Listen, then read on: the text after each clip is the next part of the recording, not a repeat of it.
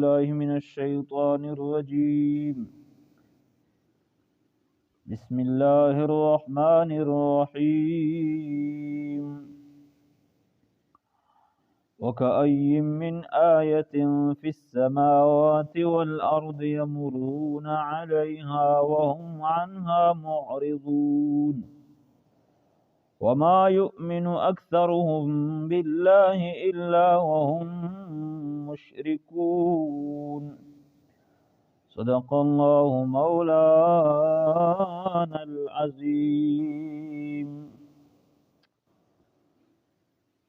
سورة یوسف دا د کافرو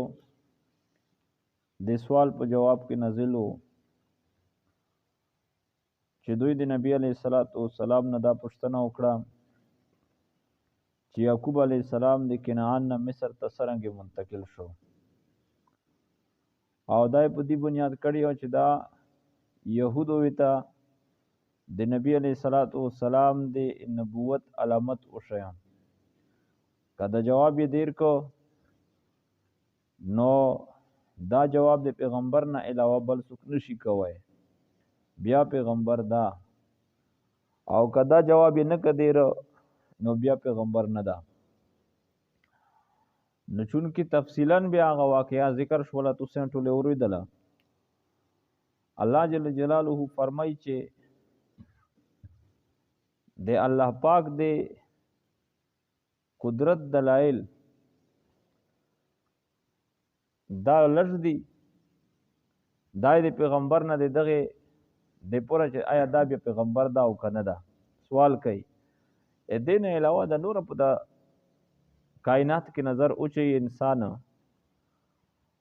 نو په هغې به هم ته معلومه شي چې وکي دغه خدای چې کوم لوی یودیږي دغه خدای دغه رنګې ده، دغه الله دغه رنګې ده. د یو اسمون باندې سړی نظر اوچي څومره لوی اسمون د یو چت چې دا موږ دا بغیر دی مټې نه د تکیې نه بغیر نشو دروای. یو کس څه کوي چې ډېر کسان کاریګر پکې شي، مزدور پکې شي، انجینیر پکې شي وغیره وغیره، نو یو بلډینګ چې جوړوي د هغې دپاره څومره ستړي ستیمنې وشي او بیا هم معیوبه وي، خامخا څه نقص پکې وي. د اسمون چې الله جل جلاله دا دروله بغیر عمد ترونها، بغیر د مټې نه یې تاسې کس وی تکیه ورته نشته ده. بیا په دغه کې د شمس و قمر دا ستوري دا د الله جل جلاله د قدرت دلایل نه دي. یو د میر سترګه 13 لاک پورې د غمزکه چې څومره دو دا په خپل ځون کې دا زویوی شي، یعنی دغه د میر سترګه دومره ستر الله پیدا کړی دو چې د غمزکه چې دا 13 لاک پورې کې نو دا په دې کې زویدای شي. او بیا قطب ستاره 54,000 د میر سترګې او دا په خپل زوی کې سره یو زوی کې. د میر سترګې په اسمون کې څه حیثیت ده؟ د قطب ستاره چې په نظر باندې هم سامنر سي په اسمون کې د یوې ذرې امر حیثیت ده. نو د اسمون چې دا څومره بډوی وي. اوس دغه اسمون چې د چا پیدا کړه ده د ټول د اووړ اسمونونه د الله جل جلاله په عرش کې چې اوچوی شي داسې حیثیت هم حدیث شریف کې درمی علیه السلام فرمایي چې نه لري لکه په یو میدان کې چې یوه ګوت یې وغورځوی شي. د یوې ګوت چې دا په یو میدان کې څه حیثیت وي، څه حیثیت کې نشته. نو بیا هغه الله جل جلاله دا به څومره لوی وي. نو الله جل جلاله فرمایي چې د اسمانونو ته وکسي او مځکې ته وکسي چې مځکه الله په کوم انداز پیدا کړي دو، چې ته لوړه دو، چې ته ژوره دو، چې ته پسته دو، چې ته نرمه دو، چې ته پکې غرونه دي، چې ته پکې سمندرونه دي، چې ته پکې چرند او پرند دي. خو د دغې باوجود هم چې دوی ایمان نري، دا معنا چې دوی د الله جل جلاله دی عذاب چې دی هغه منتظر دي، او چې کله د الله پاک عذاب بیا روشي که د هغې نه بیا بچاو نه وي. ان الله لا یملی الظالم، الله پاک ظالم ته مهلت ورکوي حتی اذا اخذه فلم یفلته، چې بیا کله الله جل جلاله ونیسي بیا الله جل جلاله بیا پرېږدي نه تر څو پورې چې بیا سم کغوله نه وي سم یې نورې الله په نه ویلي نو الله پاک دې دغه بیان کوي وکأی من آیة فی السماوات والارض او ډیر دی من آیتین د علامتونو نه د دلائلو نه په وحدانیت الله پاک باندې فی السماوات پسمنو کې والارض په مځکه کې یمرون علیها چې دوی تیریږي علیها په دې باندې هغې نظر کوي مشاهده کوي وهم عنها موردون حال دا دي چې دوی د دغې نه اعراض کوونکي دي دې کې سوچ او فکر نه کوي وما يؤمن اکثرهم بالله او نه ایمان ری اکثر د دوی بالله په الله پاک باندې الا وهم مشرکون مگر دوی د شرک کوونکي افامنوا ان تاتيهم غاشيه من عذاب الله ایا دوی په امن کې شي د دې خبر نه چې روشي دوی ته غاشیه سختی من عذاب الله دی الله پاک دی عذاب نه یا غاشیه پټون ک دی عذاب دی الله پاک نه او تأتيهم الساعة بغتة یا روشی دوی ته الساعة مرګ بغتة اچانک وهم لا يشعرون او حال دی چې دوی لا يشعرون دوی ته پته هم نه په وخت ترتللو دی دغه مرګ اسی ساعت قیامت دی بس چې څوک مړ شي هغه قیامت دا قائم شمن ما ته فقط قامت قیامته قل هذه سبيلي ادعو الى الله قل پیغمبر وي ته چې هذه سبيلي دغه لیار د امودو حکومت د مولیار دو ادعو الی الله چې زئی دعوت ورکوم الی الله په طرف دی دین دی الله جل جلاله بس دای مولیار دو علی بصیرتن چې ز په بصیرت باندې نه دی دغه لیار دعوت چې در کوم په سوچ سمجھ سره در کوم اسنه چې زونه ته لګیا انا زهم یا په بصیرت باندې او مانی تبانی او هغه سوکتی اتبانی چې د مو اتباع کړی دو صحابه کرام دا هم په بصیرت سره دغه لیار دعوت تیر کوي وسبحان الله واقول سبحان الله او زين چې پوکي دی الله لره دو وما انا من المشركين او نه زه شرک کوونکو نه وما ارسلنا من قبلك الا رجالا نوحي اليهم من اهل القرى وما ارسلنا نوم رستول مخيتون الا رجالا مگر سړیو نو کدو یې چې را دا پیغمبر چې زونتی دا پرشتہ ویل نه دو علای چې د دې مخ کې تاریخ ته میا د وکسي عام انسانونو نوح الیهم چې موږ وحی کوله الیهم دوی طرف ته من اهل القرى د اهل د قرى ولنو د کلیو ولنو افلم يسيروا في الارض ایا دوی نګرځي فی الارض پمزکه کې فینظروا کیف کان عاقبت الذين چې دوی نظر وکي چې څنګه انجام دی خلکو من قبلهم چې مخ کې د دوی نو دا قوم عاد قوم سمود دغه کندرات دغه کلی نن هم دوی مخ ته پروت دي او ویران نو دا څنګه خلکو دغه دا حشر ویل الله کړو نه فرمان زکا ولا دار الاخره خير للذين اتقوا وخمها کور د اخرت ولا چې جنت تا خیر ډیر بهتر ده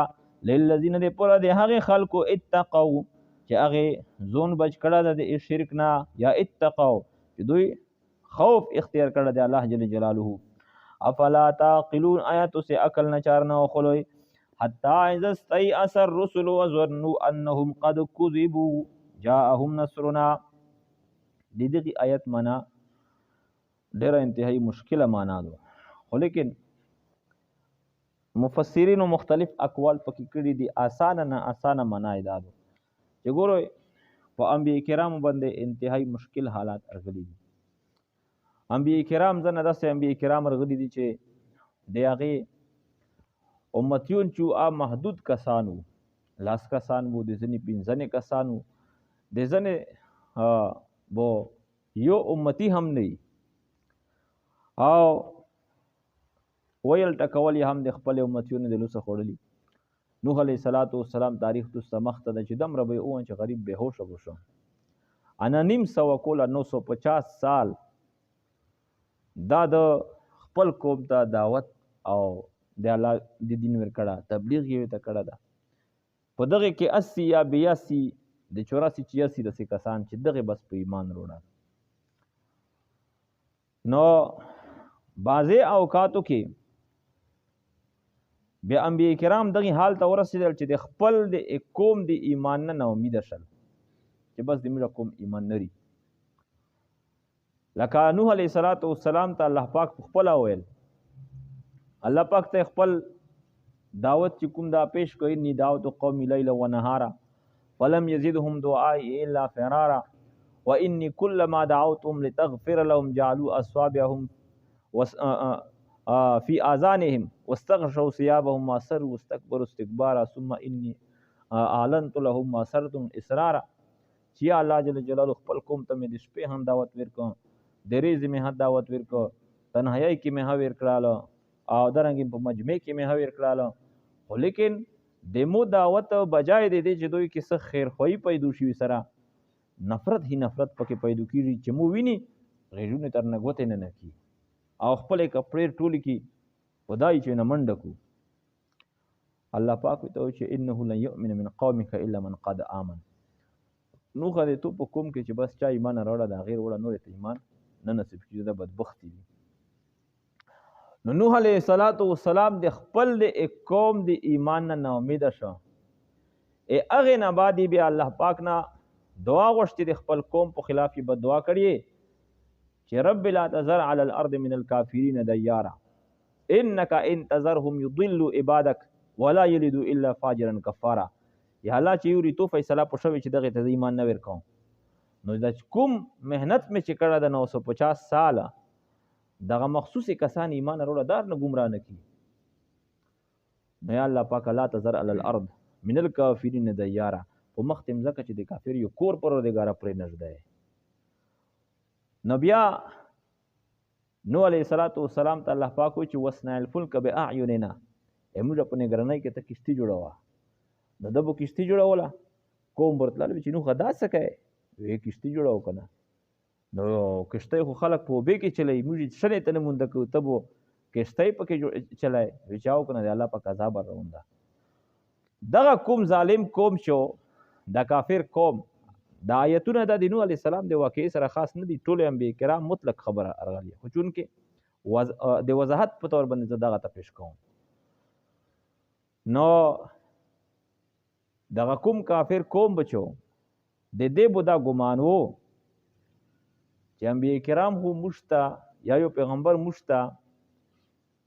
د عذاب وعدې سره کوي چې الله پاک موږ سره وعده کړې چې زه به عذاب پروله، خو موږ خو هغه عذاب څه اثرات وینو نه. نو دوی به ووایي چې د انبیا کرامو تاسې درویغ ویلي شوي دي. نو په دغه وخت کې جاء نصرنا، د موږ امداد الله پاک فرمایي چې بیا روغ هغه کوم پیغمبر دا او د هغه ملګري دي، هغه ته موږ په هغه عذاب کې نجات ورکړه او د کوم مکذب قوم چې دا موږ هلاک کړه. اوس دغه طوفان د نوح علیه السلام کشتي پکې ګرځي، لیکن یو سوس کا نه پولاږي، یو سوس کا دغه طوفان نوح کې دا د حد د غره په شان بندې و، مځکې هم اوبه خوټولې، اسمون هم اوبه ورولې او په دا ټوله دنیا دغه اوبه دغه حبیبي تر دې پورې چې که څوک غرونه ته لوی لوی غرونه چې هغې ته وي نه وختل، غره په سر هاوي نه بچ نه شو، د اوبه پسې وختلې. نو الله جل جلاله فرمایي چې حتی اذا استیأس الرسل، تر دې پورې چې کله ناامیده شول الرسل انبیاء کرام من ایمان الکفار، د ایمان د کفارونه، وظنوا انهم قد کذبوا، او ګمان وکړه دغه کافر قوم چې بېشکه د انبیاء کرام چې دي قد کذبوا، تحقیق سره دوی ته درویغ ویلي شوي دي د امداد متعلق.